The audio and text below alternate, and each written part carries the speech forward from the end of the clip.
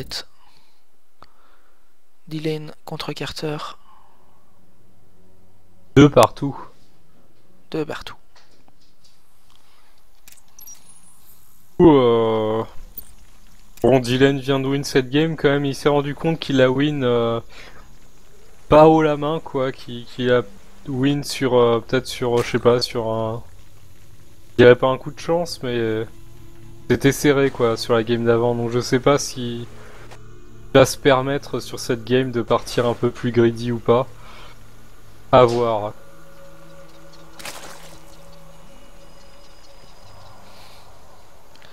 Ouais, donc début de game assez standard. Les Overlords qui partent pour scouter. À gauche pour Carter, en haut pour Dylan. Dylan qui aura donc l'information avant son adversaire. Tout à fait. Le drone qui en théorie partira dans la direction opposée de l'Overlord.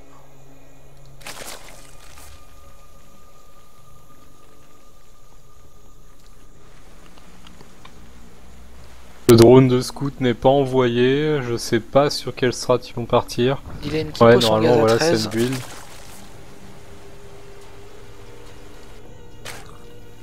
Carter qui pose son gaz à 14. Je réagis à peu, enfin je pense à peu près à la même chose. Pour moi, quand on fait un send build, on n'a pas vraiment besoin de scouter parce qu'en général, on est safe contre tout. Enfin, on peut scouter une fois qu'on a l'eggling. Alors que quand on 15 hatch, il faut vraiment voir la strat de l'autre avant de poser la hatch. Donc là, c'est vraiment nécessaire de scouter à 10 voire même 9. Parce qu'à 10, on arrive tout juste et dans le cas où il faudrait poser sa poule, on la pose quand on a 300 de minerais. Du coup, c'est pas bon quoi.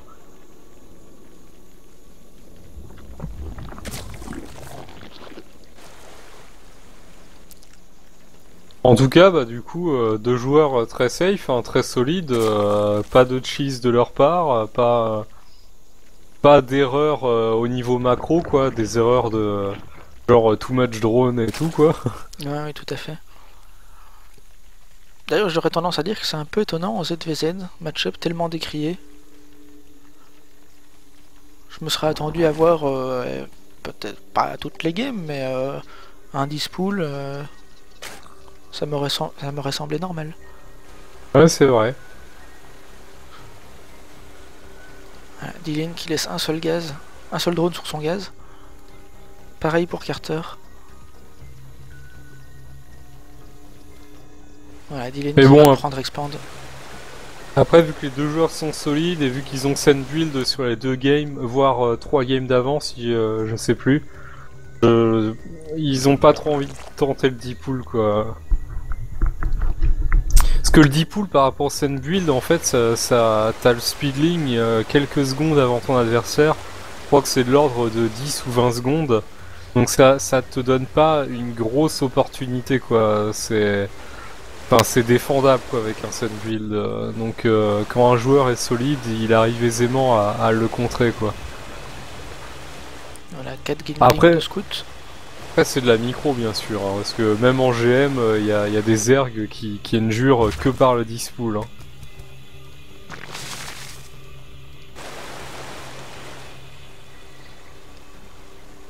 Il y a les deux joueurs qui sont au courant de la strat effectuée par l'autre. Dylan qui produit beaucoup de bling, j'ai l'impression. Ouais, Dylan qui va voir le Bending Nest avant son adversaire, donc c'est intentionnel, il a décidé de faire un push Benling, je pense, sur cette game. C'est vrai que sur toutes les games d'avant, ça a toujours été Carter qui a mené l'agression en premier, mais là, la donne a changé, c'est Dylan qui va la mener, surtout que la B2 est assez open. Il n'y a pas de choke ou de goulet, donc il n'y a pas vraiment d'endroit pour voler avec deux queens en fait, quoi. C'est vrai que c'est un bon choix là de la part de Dylan. Par contre, il faut pas qu'il perde de bling là-dessus, pas trop du moins, il faut qu'il attende ses bendings. Parce que là, il aura sur la plus de googling. bling pour passer à... Voilà, deux qui sont dommage, passés. il aurait pu choper une grappe de bending. Dommage. Ouais, c'est son bending qui va rien faire. L'attaque qui a complètement été fail Dylan du côté qui aura de quand même Dylan, chopé une queen, malheureusement. D-Lane qui a 3 drones de retard depuis un moment. Donc c'est quand même considérable, hein. On peut voir l'écart de pop déjà. Et Carter qui prend la bonne décision, c'est-à-dire de contrer. Par contre, il n'avait pas prévu que des Bellings se trouveraient sur son chemin. Donc là, plutôt bonne affaire là pour D-Lane, qui vient de nullifier, qui vient d'avorter le push quoi dans l'œuf comme on dit. Enfin, plutôt tuer dans l'œuf, parce Ouais, qu'avorter dans l'œuf. Je suis un peu emmêlé les pinceaux. ouais, c'est pas grave. Donc une spine côté Carter. D-Lane qui reprod du Benling.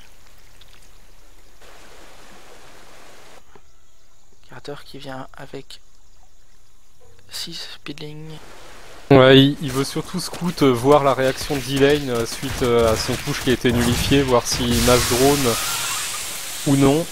Et là, il doit se douter que D-Lane drone quand même pas mal parce qu'il a vu le peu d'armée qu'avait D-Lane quoi à 8 minutes de jeu.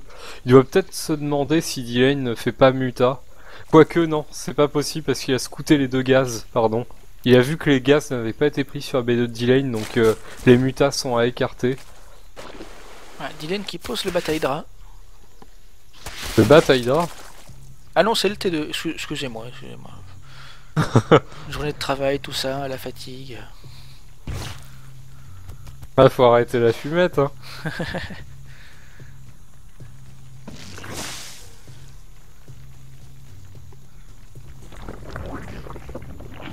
Carter qui en tout cas décide de partir sur Roach. Il a raison parce qu'il est que sur un gaz à 9 minutes, donc c'est un peu tard pour partir muta. Néanmoins, D-Lane, qui en fait, je retire ce que j'ai dit, va peut-être partir muta. Hein. Il commence à poser des spines, il a ses 4 gaz. Il devrait sûrement, voilà, il pose Voilà, la Spire, ouais. Donc là, il faudrait qu'il scoute en fait l'attaque de son adversaire, histoire d'être safe. Faut que D-Lane aille choper l'information pour doser les spines. Pour ne pas en poser trop, ni pas assez, quoi. Donc voilà, c'est ce qu'il fait. Il envoie un Gling. Je pense qu'il va aller checker si son adversaire a pris B3 ou non. Ouais. Gling qui se fait intercepter, malheureusement. Ouais, bah du coup, il a eu l'information du switch Roach. Donc, bon, après, il en a vu que 3, donc c'est pas très parlant, quoi. Il faudrait qu'il scoute plus. Faudrait qu'il aille vraiment voir si la B3 a été prise ou non. En tout cas, son adversaire qui vient d'avoir l'info, il sait que la B3 n'a pas été prise. Il voit... Ah, il est passé dans la main de D-Lane avec un Gling. Il voit la Spire. Et il faut un petit coup de griffe pour montrer à D-Lane qu'il l'a vu. Ah là là là là. Et du coup, il pose 3 spores dans sa base. 2 par base. 4 maintenant. Ah, il est en train de sécure. Et du coup, il a vu que D-Lane n'avait pas beaucoup d'armée, il a vu qu'il y avait que 2 spines. Et en fait, il voit surtout que D-Lane est en train de prendre B3, donc il va aller empêcher cette B3 de se finir avec ses 6 roach. D-Lane de son côté qui n'a pas de quoi contrer ses roach. Ah, quoique si, 9 mutas, 16 mutas en qui prod. vont sortir.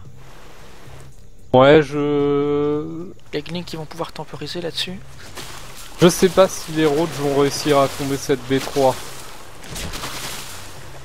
Ah non, ils vont pas réussir à la tomber, les roads qui ont été donnés. Ah, et Carter qui a mis un rally point de roach là-dessus, il perd 4 autres roach gratuitement. Par contre, D-Lane qui fait pas trop attention à la micro, qui vient de sacrifier ses bellings sur les roach. Alors que les Gling et Muta auraient pu suffire. C'est dommage. Voilà, Carter qui a fini le bataille Hydra. 7 Hydra en production, 8. D-Lane qui passe à l'attaque avec les Muta. Beaucoup de sport de poser la... Et D-Lane qui opte pour l'attaque des Muta. Pas discutable.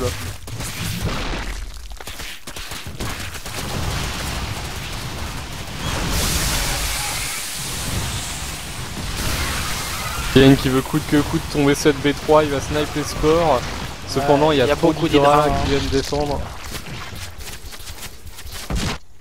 Alors Carter qui a buté son sport avec ses Hydra, un misclick. Ouais, misclick.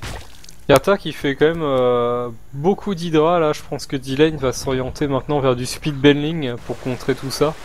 Le mieux que D-Lane a à faire avec le peu de muta qui lui reste là, ce serait de muter un Overseer et d'empêcher à tout prix le creep de se répandre pour ne pas procurer davantage de mobilité aux Hydra en fait. Oui, tout à fait. Faire un peu d'arras sur les lignes de minerais là, malgré qu'il y a un sport dedans, c'est faisable. D-Lane qui voulait aller harass la main, mais les Hydra qui venaient tout juste d'être move dans sa main, c'est dommage. Ah mais un Overlord là qui est placé là devant le rocher chez D-Lane, là il voit tous les mutas passer. Une B4 hein, posée chez D-Lane là et les deux gaz qui vont être pris immédiatement. D-Lane qui veut sans doute s'orienter vers un vraiment gros face muta et qui recherche donc le speed bending comme je disais, donc c'est un gros mass muta avec des bending en dessous une fois que son adversaire aura fait une masse critique d'Hydra. La bending qui s'affranchit de l'Overlord devant les rochers, qui scoute et tout. Ah oui, enfin. J'allais dire Carter qui n'a toujours pas posé le bâtard infest, mais si, c'est chose faite. Il est en construction, donc ça va être un Roach Hydra infest pour Carter. Les Amélio, côté Amélio, Carter il est 1-0, c'est pas terrible. Il recherche le 2-0 là, il a qu'une Evo Chamber. Côté D-Lane... Ouais, il s'est un peu foiré sur le timing de ce transfert de drone. Ah, il s'est un peu foiré, ouais. Et D-Lane qui n'a pas d'Amélio, hein, qui vient tout juste de lancer une Evo Chamber.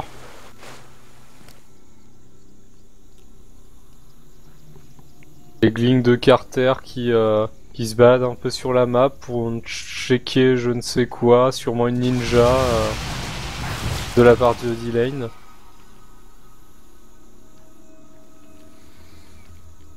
Carter qui a bien sécurisé ses bases, hein. Beaucoup de sport.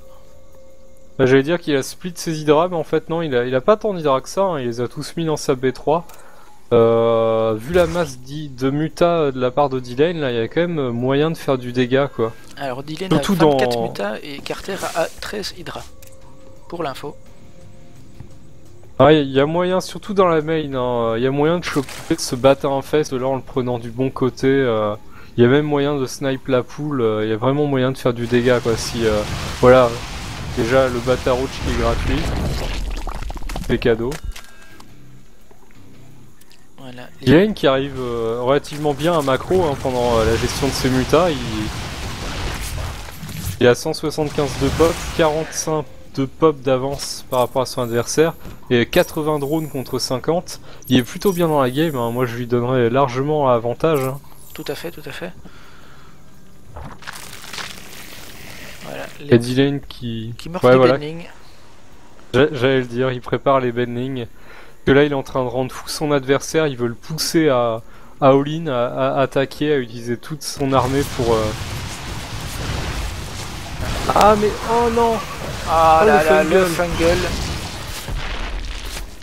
Carter qui d'ailleurs a utilisé ses 2 fungals d'affilée, je sais pas si t'as vu, ça va peut-être être une erreur de sa part.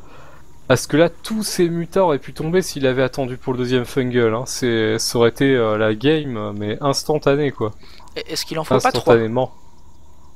Non mais avec les hydras en plus ça aurait suffi. Oui avec les hydras en plus tout à fait. Sinon oui il faut 3 fungals, même 4 il me semble avec la régène pour tuer les mutas.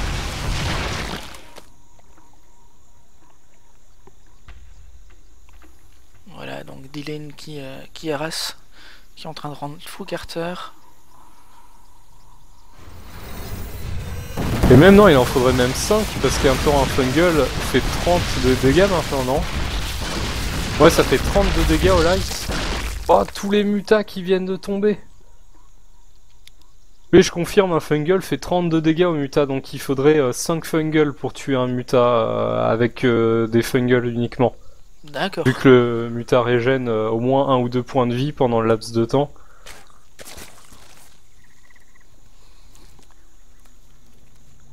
Voilà, donc beaucoup de bending. Ah, Carter qui en fait du coup là a chopé toute une grosse grappe de muta et D-Lane qui est pas si bien que ça niveau gaz. Hein. Pourtant il mine sur 8 gaz. Il a dû... Ah, mais il y a qu'un seul gaz, d'accord, sur la B3. Oui, oui, tout à fait. Mine sur 7 gaz, donc. Ouais, du coup, Carter, là, qui a pu masser son 200 de pop, quoi. Enfin, son 180, mais...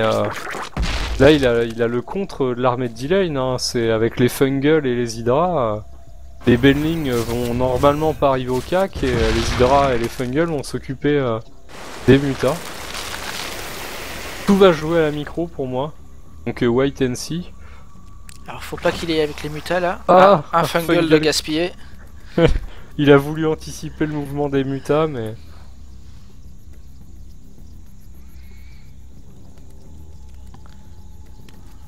Dylan qui fait des va-et-vient avec ses mutas. Carter qui est déjà 2-0, tandis que D-Lane, niveau Amélio, est 2-0 sur ses mutas. Mais niveau terrestre, il est que 1-0. D-Lane qui gagne du temps là, avec ses mutas là. Voilà, Il oui. est en train de faire balader son adversaire pour... Je sais pas pourquoi d'ailleurs, peut-être pour miner plus de gaz ou pour attendre une Amélio, je sais pas. Et Dylan qui part sur Broodlord en fait. Il a 6 corrupteurs en production, la grande aiguille qui s'achève. Ouais, c'est ce qu'il y a de mieux à faire face à la compo de son adversaire là. Les mutas vont plus servir à grand chose à part Arras là. En fait, il est sûrement en train de les sacrifier, si tu veux mon avis. Enfin, c'est un peu bête de les sacrifier quand même. Il aurait pu essayer de choper des infestes plutôt en splittant bien les mutas, ou bien la B3 de son adversaire est facile, serait facile à Arras. Il y a 15 sports à porter des drones. 4 Broodlord en production. Des corrupteurs qui Tout se à fait. rajoutent. Voilà, Carter qui retourne à l'Axenlaga. Il y a beaucoup de Benling hein, quand même pour D-Lane là. Ouais, tout à fait. Et niveau infest, il y a 7 infestes, dont au moins 4 full énergie. Franchement, bon, ça va jouer à la micro, mais je donnerais quand même un petit avantage niveau compo et Voilà. Amélio pour Carter Carter. qui passe là. à l'attaque. Passe à l'attaque, il monte la choke, beaucoup de Benling qui se sacrifient. Ah, mais les Broodlords qui sont très bien placés Ouais, au-dessus tout de la à fait. hauteur là. Les Broodlords qui tapent. 2-3 roches qui sont tombées déjà. Ah, il y a beaucoup de Broodlords maintenant en fait, hein. Il y a 7 Broodlords, du coup son adversaire et Carter est contraint de back et d'aller chercher des bâtiments à péter ailleurs. D'ailleurs, Carter qui split son armée, il va attaquer toutes les expands de D-Lane en même temps.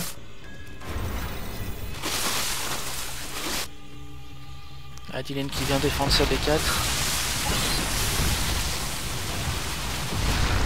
La B5 qui à mon avis ne va pas résister. Carter du coup qui vient de lancer 20 corrupteurs pour contrer les Broodlords de D-Lane.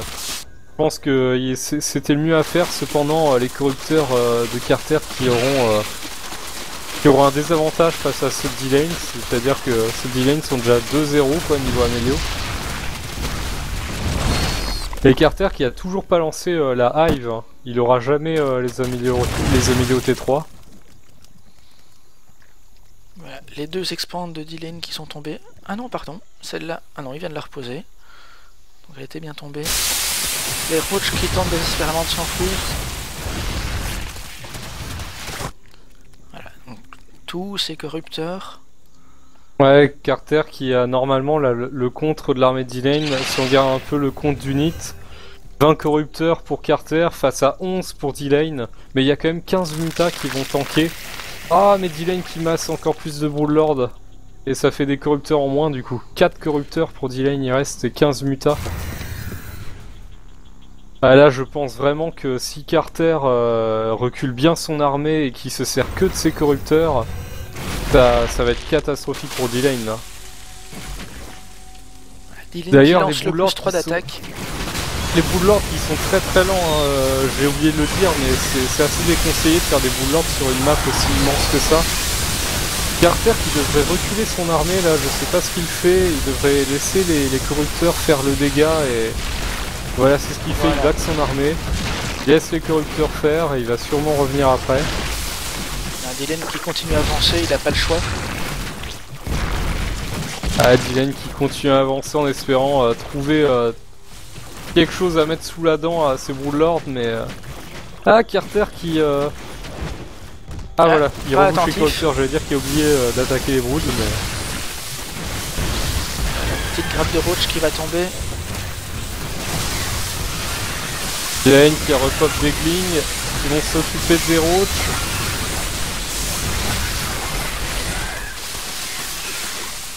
Jane qui n'a toujours pas recherché la glande adrénale pour les glings qui leur permet d'attaquer plus vite. C'est un peu dommage étant donné qu'il a la hive depuis assez longtemps et qu'il a beaucoup de gaz d'ailleurs, c'est un oubli de sa part.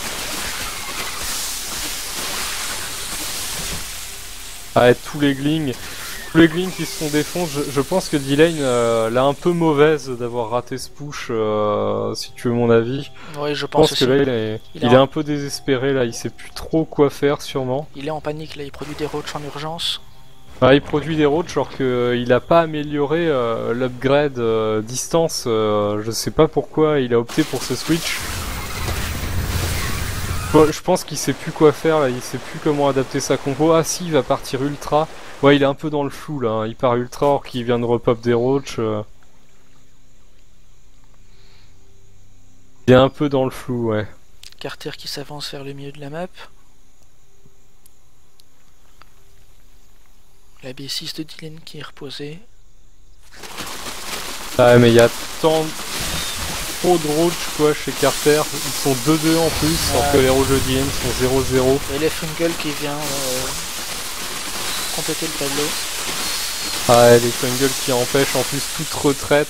Ah mais les roach qui sont même pas speed, ils sont même pas speed roach chez D-Lane, ça... Non. Ah, ce switch, je pense, a été un peu inutile en fait, quoi. Il aurait pas dû switcher roach, ça a été une erreur, je pense que c'était dans la précipitation, il s'est dit, bon faut que je reprod à tout prix des unités, et à la place des glings, il avait peut-être pas assez de larves, il a opté pour des roach. Voilà, la B4 de Dylan qui est tombée. Ah, du coup on se retrouve à seulement une base qui mine vraiment chez D-Lane, enfin une et demie parce que sa B3 il y a que 3 drones dessus. Ouais. Alors que son adversaire, c'est à peu près la même grâce au run by Gling qui est en train d'effectuer D-Lane. C'est une plutôt bonne affaire là, D-Lane qui va niquer tous les drones. Ah non. Ah, ils sont enterrés. Enfouissement. D-Lane qui a 11 drones d'avance. Ouais, D-Lane qui avait beaucoup d'argent en stock, ce qui lui a permis de ressortir un 200 de pop là. Voilà, au niveau de l'income, pour le moment, D-Lane est à 1100 et Carter à 200. Ils viennent déterrer ses drones, ça va faire la différence. Carter qui en fait a juste une armée de roach là et 3 infestes, ces corrupteurs qui ne servent plus à rien là. Tout à fait. Ces corrupteurs servent complètement à rien vu qu'il n'a pas tech... il peut toujours utiliser le sort corruption, mais à part ça... Ouais, corruption, il peut aussi snipe par exemple. Oh, la fight qui commence. Et les ultras qui ne sont pas au qui arrivent pas à se désenfouir là. Avantage pour D-Lane. Ah, les ultras qui mongolisent derrière les roach. Oh, et en plus ils vont mongoliser encore plus avec les roach qui sont fungal.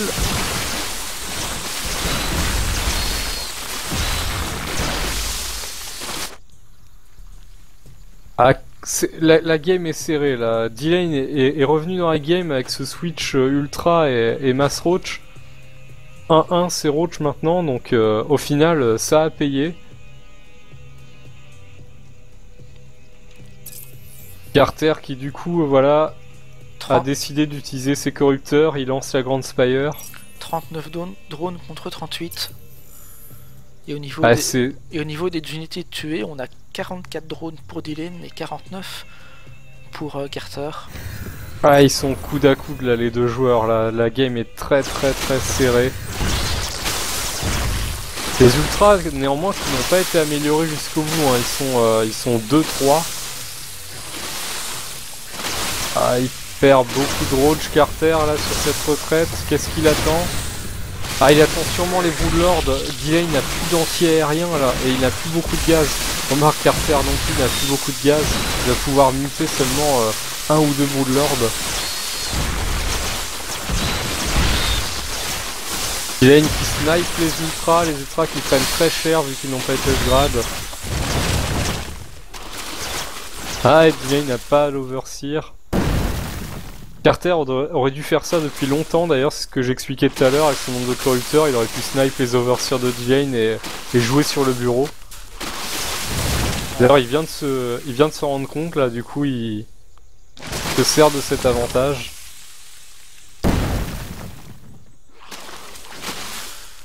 Deux joueurs qui montent en minerai là, mais le gaz ça reste tendu. Si on regarde les gaz, ouais, ils sont à court de gaz déjà sur leurs deux premières bases. La troisième chez Carter qui mine pas de gaz. Enfin, il n'y a qu'un drone dessus. Ah, et D-Lane qui se sert de ses roaches, il va aller tuer les derniers drones de Carter. Je pense que c'est la meilleure chose qu'il a à faire. Oui, oui, tout à fait. Carter qui a plein de minerais. 32 circling en production. Ah, Carter qui a décidé de dépenser son gaz dans des roaches, il a pas fait de Broodlord. Ah, D-Lane qui est en train de revenir dans la game, hein. Il remine très bien là sur sa B4, il mine sur les deux gaz, B5 pareil. Gros avantage pour D-Lane, il y a eu un gros retournement de situation avec son switch ultra. Au final, ouais, ça a été vraiment une très bonne affaire hein, de sa part là.